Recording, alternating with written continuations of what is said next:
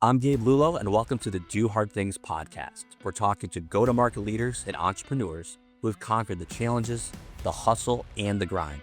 Get ready for real talk, real insights, and no fluff.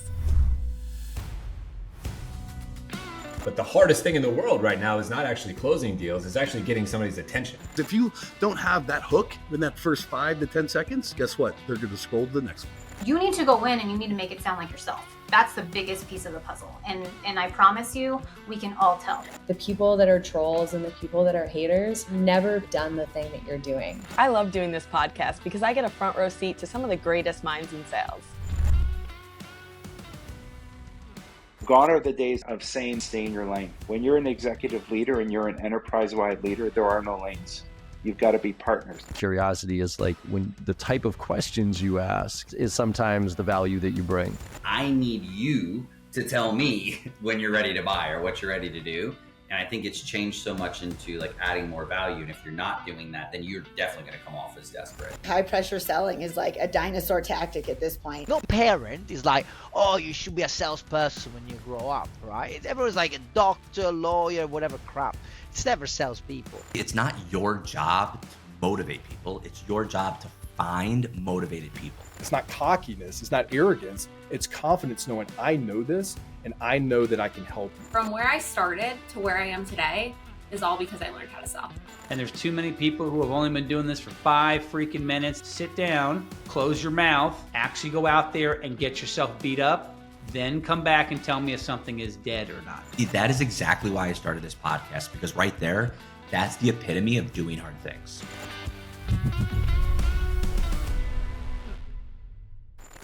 Welcome back to the Do Hard Things podcast with Lexi and Gabe. Megan Prince is a powerhouse at the intersection of growth, leadership, and technology. As the Chief Revenue Officer at Zenni, she's built world-class revenue organizations that have generated hundreds of millions of dollars, not just by chasing outcomes, but by becoming obsessed with the inputs that drive sustainable success. Known for her passion for people, performance, and the process of building high-functioning teams, Megan leads with grit, curiosity, and a deep belief in helping others grow. Her reputation in the revenue and startup world is one of both strategic excellence and relentless execution. She's now turning her attention to the powerful intersection of content, AI, and go-to-market innovation, helping companies not only scale, but transform. Megan, welcome to the show. Megan, welcome back to Do Hard Things. Thanks so much, everybody, for being here. We're super excited to be introducing Megan. Megan, I'd like to just jump right into it. We just heard your bio, unbelievably impressive. And here's my question. I love to hear an origin story because, building revenue organizations, you generated hundreds of millions isn't, usually the childhood dream, right? Kids aren't usually saying they want to do what you and what we do each and every single day. Usually it's fireman or nurse or doctor. Why the heck did we get into this sales role? I have no idea. I'm curious, how did you get into this and what really lit that spark for you? Yeah, so it's crazy. I actually went to school to become an artist up at Utah State, and I was a poor college kid where I unfortunately had to drop out. So I ended up doing door-to-door, and that's how I initially got started. Going into college, not knowing really what you were going to do in sales, of course, because you wanted to be an artist, and then going into the door-to-door world. I lived in door-to-door as well in the early stages of my sales career. What did door-to-door really teach you that you think you're applying still to this day? Well, man, door-to-door will make a grown man cry, I always say, and I cried on a curb many times. I'm not even going to lie to you. But what it taught me was, I would say, grit. So the skill set of picking myself back up and just knocking and trying again. I do have a couple crazy stories from the doors. So I was almost kidnapped once. I was in a tornado another time, but I ended up doing it for 4 summers in a row. And then, yeah, eventually I broke into tech right after door to door. But most important thing I think I learned as well from the doors is if your why doesn't make you cry, then it's probably not strong enough. And so the reps that I saw doing really well and what ended on a high note for me doing really well on the doors was I had a really strong purpose and why. So it wasn't as much of a grind versus the first 3 years. I didn't have as much of a why for sure. Wow, that's a crazy story. That's terrifying, but I feel like every leader really hits that first big test, the moment where everything gets really real for them. What was yours as a revenue leader, and how did that change the way you show up as a leader today? Yeah, I would say it was when I actually first came over to Zenny. So prior to that, I was vice president of sales of a company called Leave. We had IPO'd, and it was such an amazing experience. But going back into startup world, I actually had to build our outbound channel from zero up until about 10 million now is what we're looking at for outbound specifically.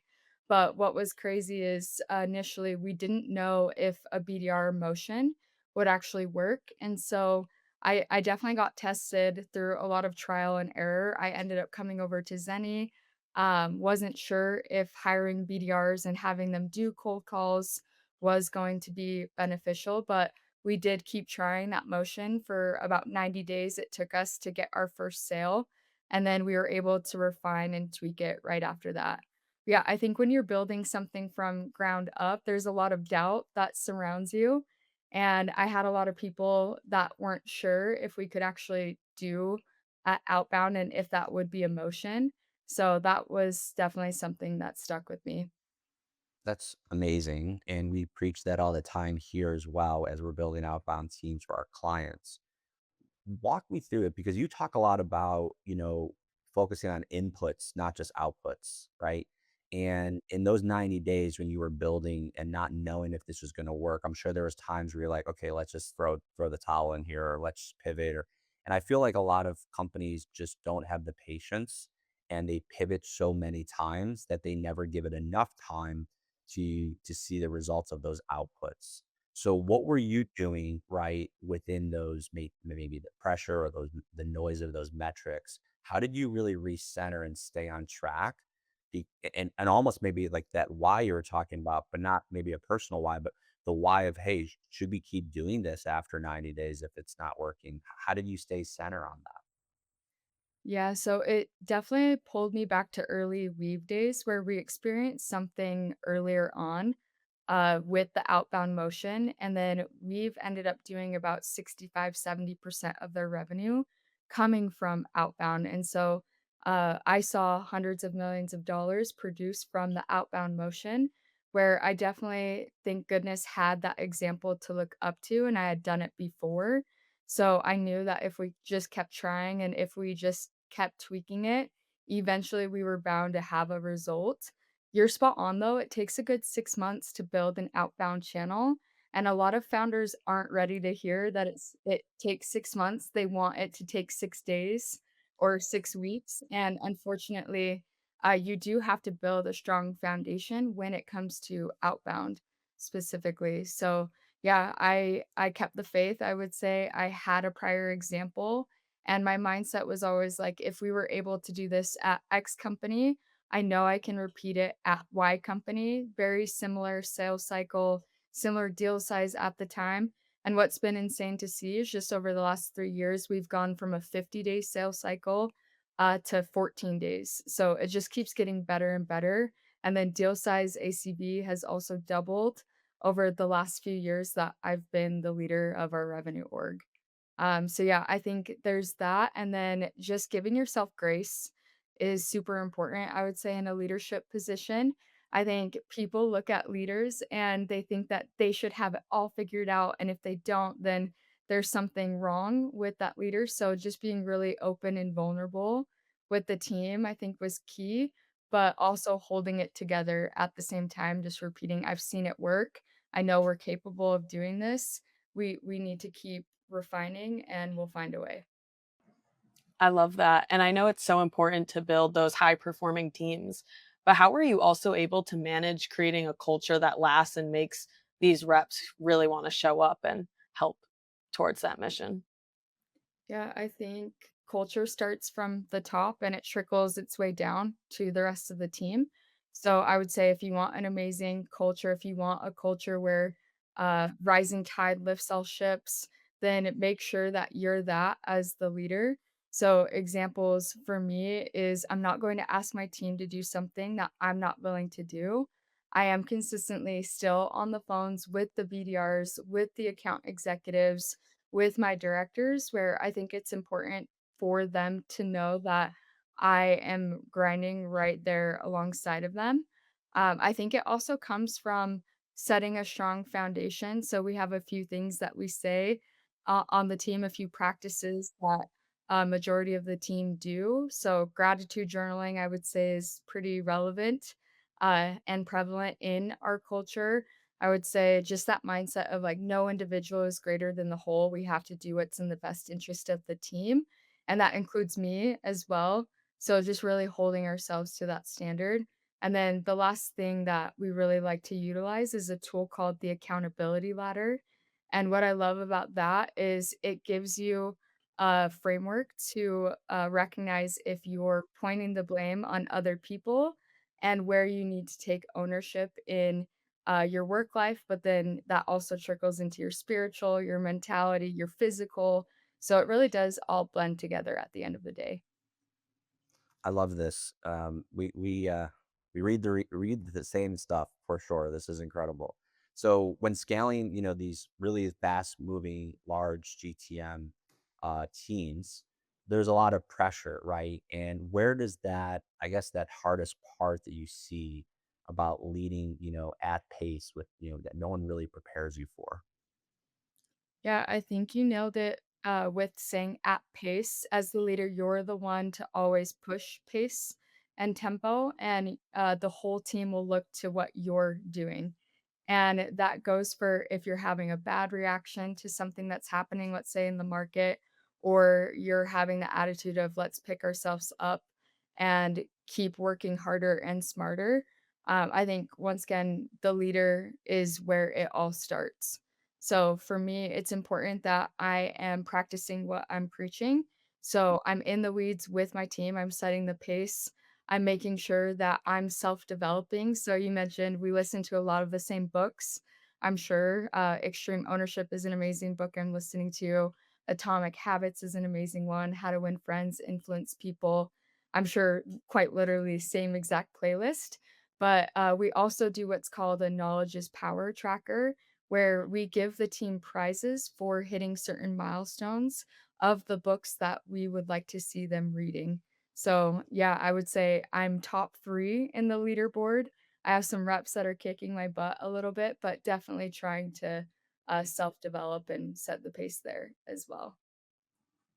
I love that, and I think internal competitions are so much fun, and it really allows the team to wanna keep pushing forward, and we run internal comps here, and I do some with LinkedIn. What are your favorite parts about that, and how do you think that really helps the reps wanna keep showing up? I think it depends on how reps like to be coached as well as what motivates them. So there's what's called dark motivation as well as light motivation. And everybody is different. And I believe we all have a light side and a dark side as well. So an example of like a dark motivation would be wanting to prove others wrong, having that chip on their shoulder, versus a light motivation is you want to do it because you always want to do the best that you can and you want to prove somebody right, and you don't want people to feel disappointed in you. And so I would say really tapping into each rep individually has been important for us, and then driving competition based on different reps. So, as an example, right now, we paired multiple account executives together where there's a $500 prize on the line for each of the pairings. And the rules of the game are you can do light crap talking and then making sure that obviously we're keeping things fair and friendly, but pushing tempo for sure. I love this. So you also talked about your obsession with the process, and that really leads you to the results you're looking for. How do you define the difference between, a healthy obsession with the performance versus burnout and the antithesis of that, right? How do you balance that with your teams? I think it goes back to if your why doesn't make you cry, then your why isn't strong enough. Just because if you're having to push yourself really, really hard, you will get a burnout. Versus if you have somewhat of a purpose and a pull, then that's where your life and your day to day in every category of your life, including work, will become a lot easier. And so I would just say if you have a greater purpose, if you have a why, and if you have that pull, then you're going to prevent that burnout. On top of that, what I really preach to the team and what I do practice are a list of daily rituals, I would say, or habits, just to make sure that I am not burning myself out. So, one of them, as an example, this morning is my daily meditation. That's my daily routine. I'm waking up, I'm getting ready for the day. I have an energy drink in hand. That one's kind of controversial. I'm doing my gratitude journaling. So I'm writing my I am statements. I'm building that self belief. And then I'm also writing out what I'm grateful for. I'm such a big believer that you are whatever you want to attract, you have to be. So if you're not happy, joyful, authentic, then it's going to be hard to attract closed won deals. Yeah, I'm a big believer in law of vibration, if you've heard of that before. But we believe in, yeah, keeping it in the top 3 tiers of vibrations. That's awesome. And breaking through revenue plateaus can be very tough, especially with how fast things are changing with AI, with everything in business. How do you break through when you feel like you've plateaued in revenue? I think it comes down to looking at the process and then utilizing AI to become a better human across the board. I don't think that AI will ever truly replace sales. And what I'm seeing a trend just in the industry is that people want to do business with humans, not AI. And I personally still want to do business with humans.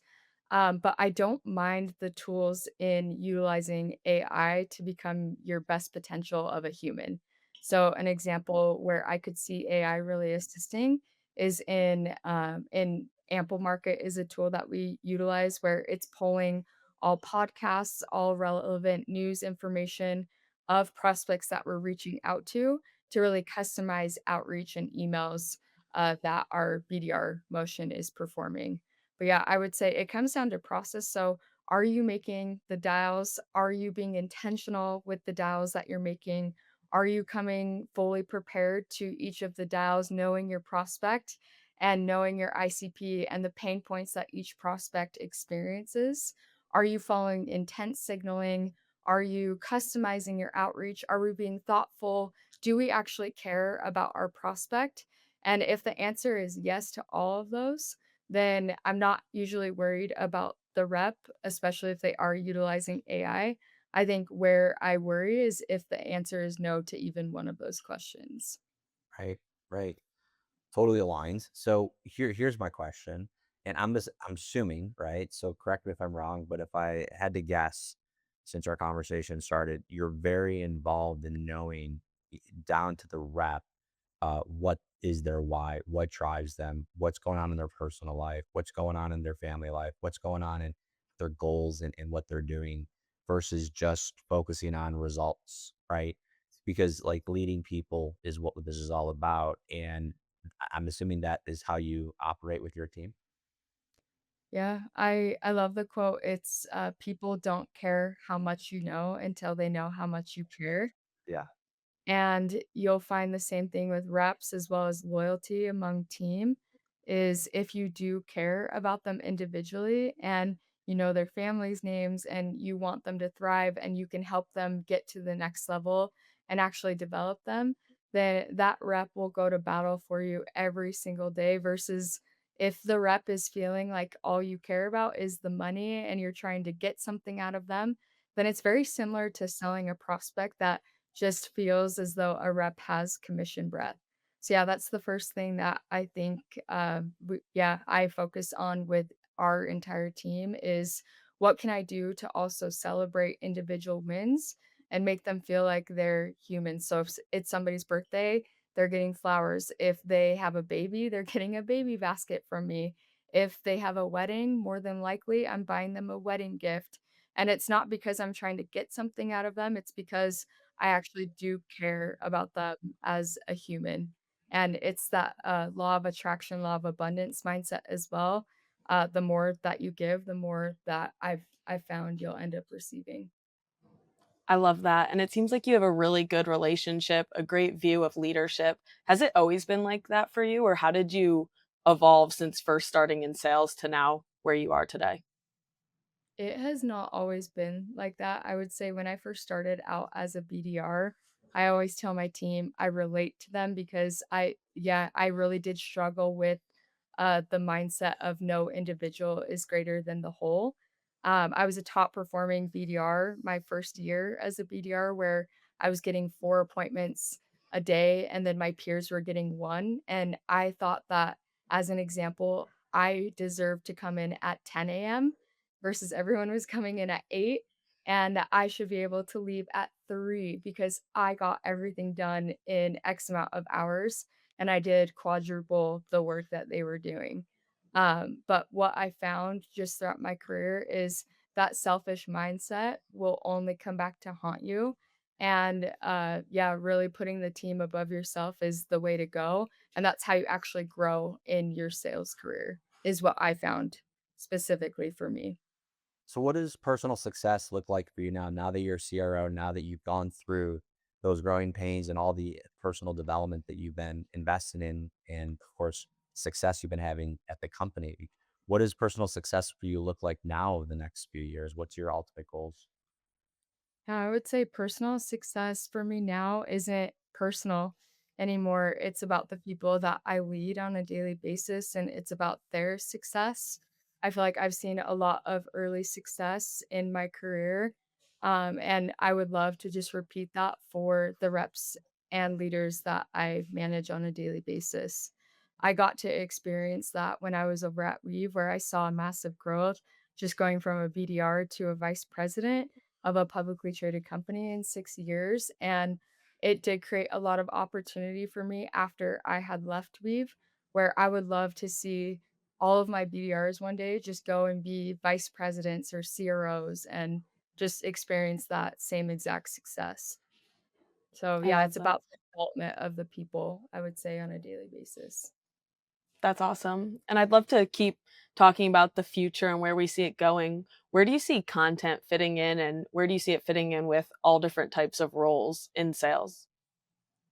I think content is king nowadays, and it's the organic content that matters the most. It's the authentic conversations that people get to have centered around products and around people as well as brands. So I do believe it's dark social is what they refer to it as well. So it's that content, but then it's your reputation in the market. So what are your customers saying about you? What are your employees saying about you? And it's all about just once again creating an amazing employee experience as well as customer experience. Yeah, so 20,000 followers on LinkedIn. How do you feel about where LinkedIn and social is going right now in the B2B space? And what's your approach on it? Because right now you're on our podcast. You know, you're a busy person. Why are you doing podcasts? Why are you doing posts? Why are you building a LinkedIn following? How is that relevant to what you do? I would say it's everything because at the end of the day, it's people, community connections. And that's what I've seen help me personally in my career, as well as just seeing it on a daily basis, helping my team when it comes to building our revenue org. So I feel like LinkedIn is such a powerful tool. And then once again, it's about the connection, which is why I'm so confident that I don't believe AI could replicate or take sales roles.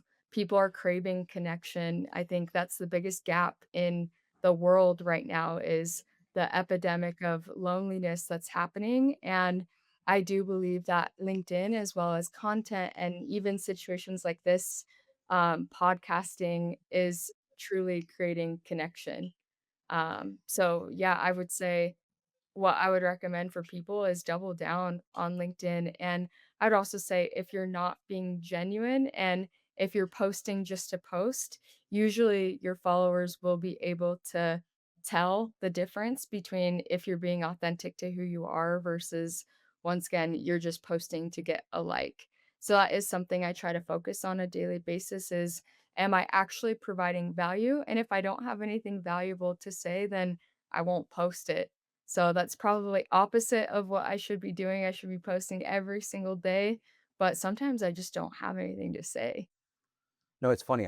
I was crickets on LinkedIn until a few years ago, and I feel like I'm late to the party. Other people said no, I'm not. But at the end of the day, it's like I don't really care if I was late or not. I didn't have anything to say yet. I was still building and working and like learning. And once I started, realizing, oh, I actually do have some things to say. Oh, wow, people do want to hear what I had to say. That's when it started compounding. So for you, are you now influencing or asking or encouraging your team to go out there and start getting into the content game as well, even at the SDR and BDR levels? I am. So one thing I'm encouraging them to do is send videos to our prospects. So usually we'll do that through a direct message. And then our BDR team does engage on LinkedIn. So they'll be liking, they'll be commenting. We actually get about, I would say, 5% of our customers right now through LinkedIn engagement. Just because everybody needs a bookkeeper and accountant, and that's exactly what Zenny provides. So yeah, I've seen it to be such a valuable tool there as well. That's amazing. And I know we're using that as well. We're really excited about it and we're seeing great results as well. But with a lot of noise being in the content space, in tech space, on LinkedIn, how do you guys break through that? And what do you think sets apart the content that you're creating versus others that are just being there to post to post? I think it's all about having the mindset of beginning with the end in mind. So, how do we want our prospects to feel when they walk away from the video that we just sent, as an example? And then, same exact thing if I'm going to post. How I'm thinking about it is how do I want Lexi and Gabe to feel when they read this post, and will this make their life better, or is it just kind of a neutral where it's not going to help anybody? So that's definitely the mindset is we should be going into our content thinking, how can I provide value? There's a quote that I love as well, and it goes, seek to provide value, and then you will be valuable. But most people don't think about providing value, and then they wonder why they're not getting the following or engagement that they want to see. They're posting once again just to post. I love it. I'd love that. Oh, sorry. I was just going to say, what was that first moment when your post started taking off and how did you know to start replicating that versus other things that you were doing? It was in regards to leadership mindset. I think was one of the first posts that I had that took off. And then the second post that really comes to mind was when my time at Weave had ended and I was in search for a new opportunity. I'd ended on good terms, put in my 2 weeks. It just wasn't a fit at the end of the day. I had posted on my last day of Weave just saying, hey, if somebody's looking for a VP of sales role, would love to explore that opportunity. And that was my first viral post. So it had over 400,000 uh, views. It had over 500 comments as well as DMs on it. And then what ended up happening from that is I'd interviewed for a full month with 50 different potential companies from that one post where I ended up at Zenny after getting a few offers from those interviews. So yeah, I saw it help me personally, just in obviously getting hired in my current role, but then creating those connections once again. That's incredible. Well, congratulations on all your success. We're huge fans of yours and what you're doing. Thank you so much for being on the show. Where would people follow you or come find you, and how would they get a hold of you? And also, who are those buyers that you're looking for, and who in our audience should come out and reach out to you? Yeah, so add me on LinkedIn. I'm always happy to collaborate as well as discuss anything that you are needing in regards to your career. So yeah, just Megan Prince on LinkedIn. And then as far as our ICP, it's founders as well as CFOs that are looking to scale their FinOps team. So that's exactly what Zenny does is we give you a controller, bookkeeper, as well as accountant and AI agents that perform the work of a full FinOps team for about 20 to 30% of the cost with the same exact results. So yeah, anybody who is needing their financials up to date every single month, as well as somebody who wants to track their progress, we give them a dedicated team as well as dashboard. So yeah, it's just zenny.ai.